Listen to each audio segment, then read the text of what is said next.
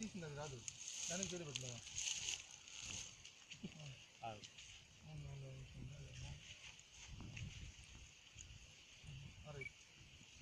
திருத்தணி கூட்டுறவு சர்க்கரையானது 6ஆம் தேதி ஆலைகளுக்கு வர வேண்டும் என்று கரும்பு வெட்டினோம்.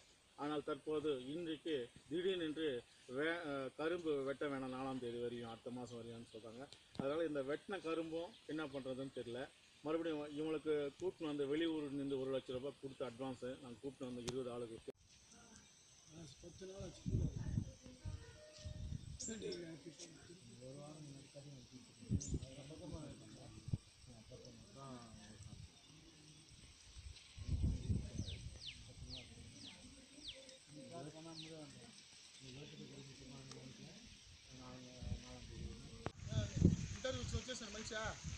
నేను మాట్లాడేది నాకు తెలియదుబ్బా మాట్లాడేది నీకు నష్టం చెప్పి మాకు చెప్పు మాట్లాడేది అని తెలియదే ఉంది నీకు నా జరిగిన నష్టాన్ని చెప్పామే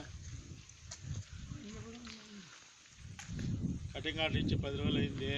కూలోళ్ళకి వచ్చి భోజనం చేస్తున్నాము కొట్టినాము లోటు ఇప్పుడు వచ్చి తచ్చాము ఈ రోజు వచ్చి వద్దంటారు. திருத்தணி கூட்டுறவு சர்க்கரை ஆலையானது 2 மாதங்களுக்கு முன்னாடி தொடங்க வேண்டியது காலதாமதமின்றி 2 முறை தள்ளி வைத்தாங்க. 3ஆவது முறை வந்து எங்களுக்கு கட்டிங் ஆர்டர் கொடுத்தாங்க, முறைப்படி வெட்டுங்க என்கிட்ட. அதை நம்பி நாங்கள் வந்து 1 லட்ச ரூபாய் அட்வான்ஸ் கொடுத்து வெளியாட்கள் வந்து பாண்டிச்சேரியிலேருந்து கொண்டு வந்தோம். அவங்க சாப்பாடு செஞ்சுருக்கிறோம்.